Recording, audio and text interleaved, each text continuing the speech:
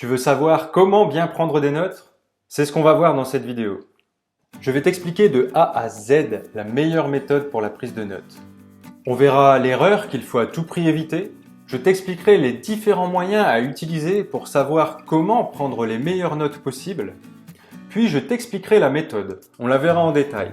Si tu veux prendre des notes efficacement, c'est très simple, tu vas voir. Tu as simplement à suivre cette méthode. C'est important que tu restes jusqu'à la fin de cette vidéo puisque je partagerai avec toi 3 techniques essentielles pour savoir comment prendre des notes rapidement. Et pour finir la vidéo, nous verrons le processus en 3 étapes pour retenir tes notes efficacement. On va passer tout de suite à la méthode, mais juste avant de commencer, n'hésite pas à t'abonner et à activer les notifications sur la chaîne pour ne rien louper de mes autres vidéos. Devenir plus intelligent ou améliorer ton efficacité. On se retrouve tout de suite pour t'expliquer la méthode pour la prise de notes.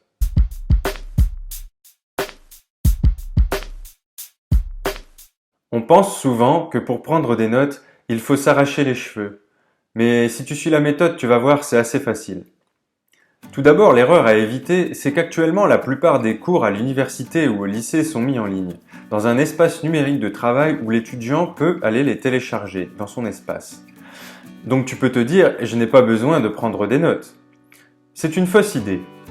Que tu sois au lycée, à la fac ou en études supérieures, prendre des notes de qualité, ce sera toujours un bon support pour l'apprentissage. Pourquoi prendre des notes est essentiel?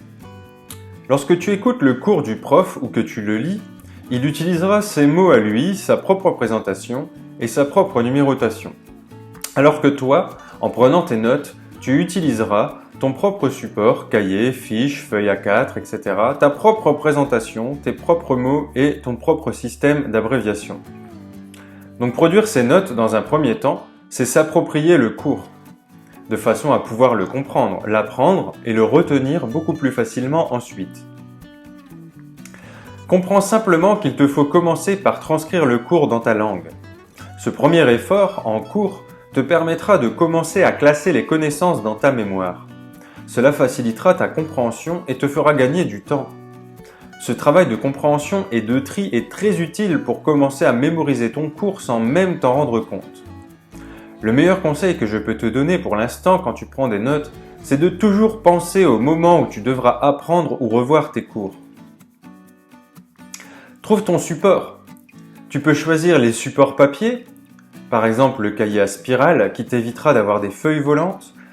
C'est mieux de prendre le cahier à spirale si tu es plutôt étourdi.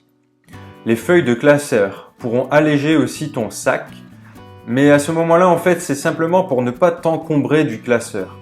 Tu prendras simplement les feuilles et que tu devras les trier. Donc c'est plutôt à privilégier si tu es plutôt organisé.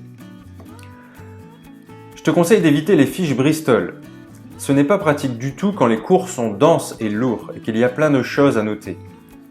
Réserve-les pour synthétiser tes cours dans un deuxième temps pour faire tes fiches de révision. Tu peux choisir des supports numériques. L'ordinateur, le MacBook, te permettra aussi d'obtenir des notes plus claires, sans rature, avec une mise en page ultérieure plus facile. À utiliser, bien entendu, si tu es capable de taper suffisamment vite à l'ordinateur. Si tu utilises l'ordinateur, imprime tes cours de façon à pouvoir les annoter, surligner, pour pouvoir les apprendre plus facilement. C'est toujours bien de pouvoir jouer sur le papier et ce sera moins douloureux pour tes yeux. Tu peux également utiliser la tablette, même principe que pour l'ordinateur ou le Mac, tu dois aussi imprimer tes cours, sauf qu'il faudra aussi que tu penses à brancher un clavier externe pour faciliter ta prise de notes. Après la prise de notes, que tu utilises le papier ou le numérique, n'oublie pas d'organiser tes cours le jour même. Ça te prendra seulement 5 minutes, tu gagneras énormément de temps. Et si tu te considérais étourdi tout à l'heure et que tu avais choisi le cahier à spirale, tu n'auras pas besoin de trier. Voyons les techniques. Tout d'abord, lorsque tu écris sur ta feuille, écris de manière espacée lorsque tu prends le cours afin de l'aérer le plus possible. Étale-toi sur la page, saute des lignes. Ce sera plus agréable à relire mais surtout plus utilisable pour retravailler le cours ensuite. Combler les blancs, rajouter des détails lors de ta relecture. C'est important en fait de laisser la possibilité à ton cours d'évoluer au fur et à mesure de ta compréhension de celui-ci. Tu peux aussi utiliser tes propres marges. Par exemple, tu peux agrandir la marge de gauche habituelle. Nous verrons ensuite à l'aide d'un schéma comment ça se présente. Tu peux agrandir cette marge, donc elle peut te servir pour des annotations complémentaires. Utiliser des mots-clés, rajouter des noms d'auteurs, noter des repères historiques, des dates, des repères géographiques. Cette technique te permet en fait de ne pas surcharger le cours central, si les détails sont dans la marge justement, ou bien de garder les notions importantes visibles. Donc, en utilisant tes propres marges, on a dit qu'on pouvait agrandir la marge de gauche avec des mots-clés, des noms d'auteurs, etc. Il y a également le fait que tu peux créer une marge de bas de page. Tu peux y ajouter les mots inconnus. Ici, je t'ai mis le mot prosélytisme. Si par exemple tu l'entends lors d'un cours et que tu ne le comprends pas, tu sais qu'en notant ce nom dans la marge de bas de page, tu iras le chercher dans le dictionnaire. Tu peux également noter les questions que tu te poses, les notions que tu n'as pas compris pour les approfondir, et tu peux aussi utiliser cette marge pour faire un récapitulatif rapide des notions importantes de la page. Trouve tes abréviations. Je t'ai donné un système pour trouver tes propres abréviations avec quelques astuces. Les abréviations sont un moyen d'augmenter ta vitesse d'écriture et de prendre plus de choses en note. Abrège seulement les mots pour lesquels tu possèdes déjà un code préétabli. Garde à l'esprit qu'il faut que ce soit compréhensible pour toi.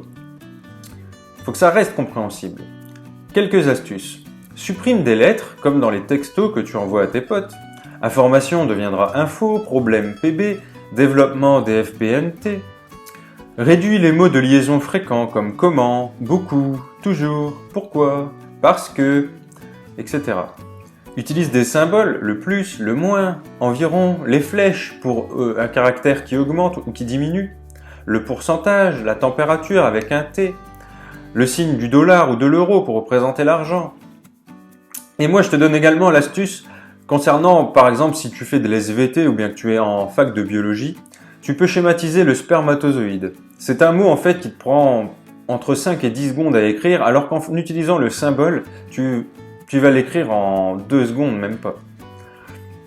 Tu peux également utiliser des figures pour les grands thèmes abstraits comme l'amour, représenté par un cœur, ou les notes de musique pour représenter la musique, une croix pour la mort, ou les symboles masculins et féminins pour représenter l'homme, la femme. En clair, utilise les abréviations surtout pour les mots que tu écris très souvent. Ce sont toujours ces mêmes mots qui te font perdre du temps, comme le spermatozoïde dont je t'ai parlé avant. Évite les phrases trop longues. Préfère mettre des tirets ou des flèches pour lister les idées et faire apparaître leurs liens logiques. Idéalement, crée ton code couleur et utilise toujours le même. Par exemple, le mien était que j'utilisais du fluo vert pour notifier que les choses étaient très importantes. J'utilisais le fluo jaune pour dire que c'était important, mais moins que le fluo vert. Et les définitions par cœur pouvaient être écrites au bic rouge. Tout ce qui est souligné, par exemple, représente des titres ou des grandes parties, des ensembles. Bref, tu peux utiliser ton propre code couleur. Pour toi, si utiliser le fluo bleu correspond à très important et le fluo rose à important, utilise ces couleurs. L'important est que ça ait du sens pour toi, comme les abréviations. Donc comment utiliser tes notes une fois chez toi? Utilise le processus idéal en 3 étapes. 1. D'abord organiser tes cours de la journée. Donc 5 minutes, ça va te prendre. C'est un gain de temps. On en a parlé tout à l'heure en parlant des supports, sauf pour le cahier à spirale. Deuxièmement, faire une première relecture d'apprentissage. Ça va te prendre 5 à 10 minutes par cours selon les cours. En fait, pendant cette première relecture, tu te souviens encore du cours car il est tout frais. Si tu laisses passer plusieurs jours, tu auras tout oublié. Et si tu veux comprendre pourquoi, regarde la courbe de l'oubli et la technique des intervalles prochainement dans une de mes vidéos sur la mémoire. Ensuite, faire apparaître le plan du cours. Après ta première relecture d'apprentissage, ce sera beaucoup plus facile de comprendre en fait les notions importantes qu'il faut dégager du cours. Tu noteras le plan du cours avec le titre des chapitres, le titre des paragraphes et sous-paragraphes au minimum. Mais je dis bien au minimum, puisque lors de la première relecture du deuxième point, il est idéal de dégager directement les notions importantes, notamment celles que tu auras écrites dans la marge de bas de page qu'on a vu tout à l'heure. Avantage, ce processus en 3 étapes n'était effectué qu'une seule fois. Donc en fait, en seulement quelques minutes par jour, tu vas gagner un temps phénoménal pour réviser et apprendre plus vite tes cours la prochaine fois. car le plan est un guide pour ta mémoire.